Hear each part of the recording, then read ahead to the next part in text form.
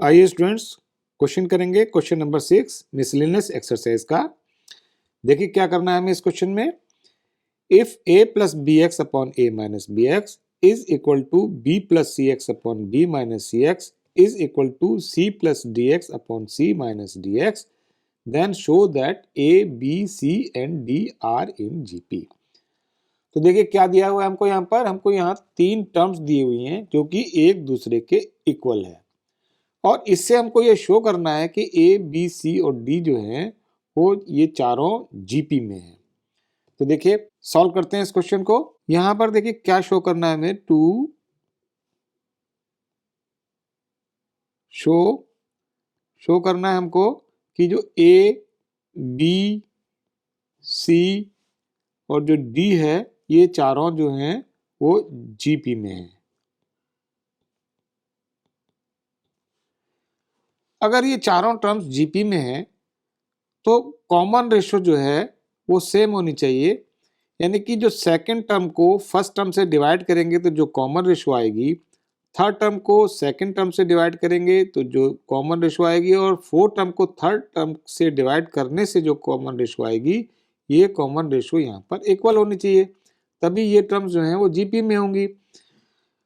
और common ratio हम जानते हैं कि अगली टर्म को पिछली टर्म से डिवाइड करने से हमको कॉमन रेशो मिलती है। तो देखिए कॉमन रेशो निकालेंगे सबसे पहले हम b यानी सेकंड टर्म को फर्स्ट टर्म से डिवाइड करके। तो b अपॉन a ये इक्वल होनी चाहिए थर्ड टर्म को सेकंड टर्म से डिवाइड करने से जो कॉमन रेशो आएगी यानी c अपॉन b के।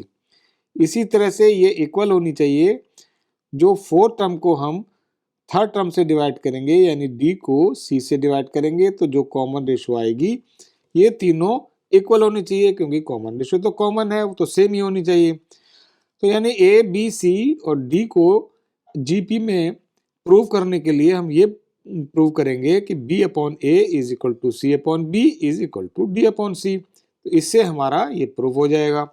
तो आइए सॉल्व करते हैं। हमको गिवन क्या है, यहां पर हमको गिवन है a plus b x upon a minus b x ये इक्वल है b plus C x upon b minus C x is equal to c plus D x upon c minus D x के। यानी तीनों term जो हैं वो एक दूसरे के इक्वल है। इसी से हमको ये शो करना है कि a b c d GP में है। फर्स्ट टू टर्म को ले लेते हैं पहले। ये है पहली टर्म और ये दूसरी, दोनों एक दूसरे के इक्वल हैं। इनको हम पहले कंसिडर करके क्रॉस मल्टीप्लाई करेंगे। a plus b upon a minus b x is equal to b plus C x upon b minus C x. Cross multiply कर लेते हैं इन्हें। तो a प्लस बी एक्स इसकी मल्टीप्लाई कर लेते हैं b माइनस सी एक्स में। इसी तरह से यहाँ a माइनस बी एक्स की मल्टीप्लाई हो जाएगी b प्लस सी एक्स में। हमने इसको इससे मल्टीप्लाई कर दिया और इसको इससे मल्टीप्लाई किया। तो देखिए क्या आएगा, इसको ओपन कर लेते हैं। A b minus a c x plus b square x minus b c x square is equal to a b plus a c x minus b square x minus b c x का square. अब देखिए left hand side और right hand side में जो एक same terms हैं, same sign की same terms, वो एक दूसरे से यहाँ पर कैंसिल हो जाएंगी। तो देखिए ए बी से ए बी कैंसिल हो जाएगा। इसी तरह से यहाँ minus b c x square है, ये कैंसिल होगा यहाँ minus b c square b c x square से। तो अब क्या बचेगा, ये minus a c x plus b square x is equal to a c x minus b square x के। माइनस बी स्क्वायर एक्स को हम लेफ्ट हैंड साइड में ले जाते हैं तो ये हो जाएगा b square x plus b square x is equal to a c x, और ये माइनस ए सी एक्स को राइट हैंड साइड में ले जाएंगे तो ये हो जाएगा प्लस का ए सी एक्स। यहाँ से 2b² is equal to 2ac(x). 2 से 2 कैंसिल और x से x कैंसिल, ये बचेगा यहाँ पर b² is equal to ac। b² को हम लिख सकते हैं b into b is equal to ac। अब देखिए ध्यान से, इसमें से हम क्या करेंगे, इस a को इस साइड ले आते हैं लेफ्ट हैंड साइड में, और इस b को ले जाएंगे हम राइट हैंड साइड में। जब ये लेफ्ट हैंड साइड में और राइट हैंड साइड में जाएगा तो ये आ जाएगा डिवीजन में, यानी यहाँ क्या होगा, ये हो जाएगा b/a is equal to c/b। So this is the equation number 1। तो जो हमें शो करना था, देखिए ये हमें शो करना था, और यहाँ पर हमें ये b/a और c is equal to c/b यहाँ हमको मिल गया। अब हम क्या करेंगे, गिवन में हमको ये दो टर्म्स जो दी थी, ये वाली टर्म्स और ये वाली टर्म्स, इन दोनों को इक्वल लेकर के हम क्रॉस मल्टीप्लाई करके एक इक्वेशन और निकाल लेते हैं। हमें दिया हुआ है b प्लस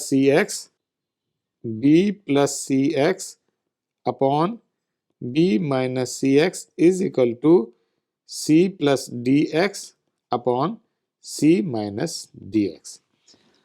यहाँ भी हम क्रॉस मल्टीप्लाई करेंगे, तो क्रॉस मल्टीप्लाई करने से क्या आएगा, b plus C x into c minus D x is equal to b minus C x into c plus D x. Open कर लेते हैं ब्रैकेट, मल्टीप्लाई करेंगे यहाँ पर, तो b c minus B D x plus c²x minus c d x का square is equal to b c plus B D x minus c²x, और ये हो जाएगा माइनस सी डी एक्स का स्क्वायर।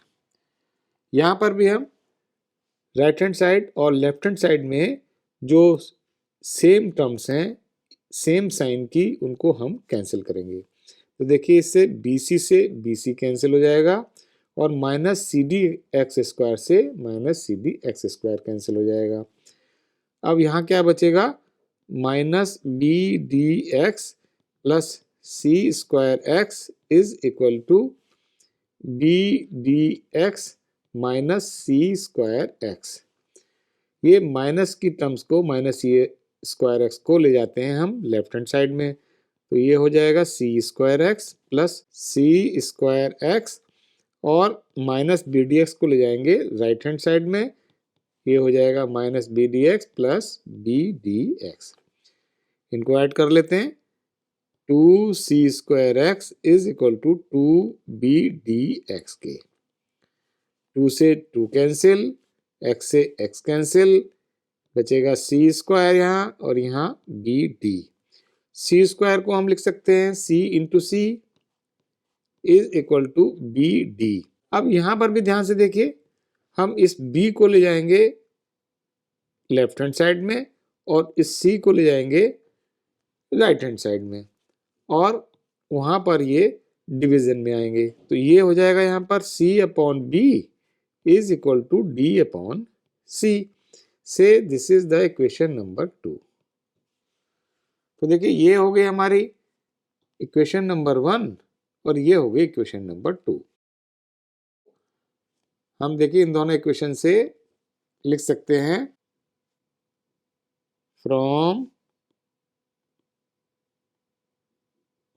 Equation 1 and 2। इक्वेशन 1 है हमारी b/a is equal to c/b, ये तो इक्वेशन 1 है, और इक्वेशन 2 है c/b is equal to d/c। देखिए ध्यान से, पहली इक्वेशन से तो b/a is equal to c/b के है, और दूसरी इक्वेशन से जो c/b है ये इक्वल टू d/c के है, तो हम यहाँ लिख सकते हैं this is equal to d/c। तीनों एक दूसरे के इक्वल हो जाएंगी। तो यही हमें शो करना था। यहाँ से हम कह सकते हैं कि जो हमारा a b और c d है, ये therefore a b c and d are in GP. Hence proved.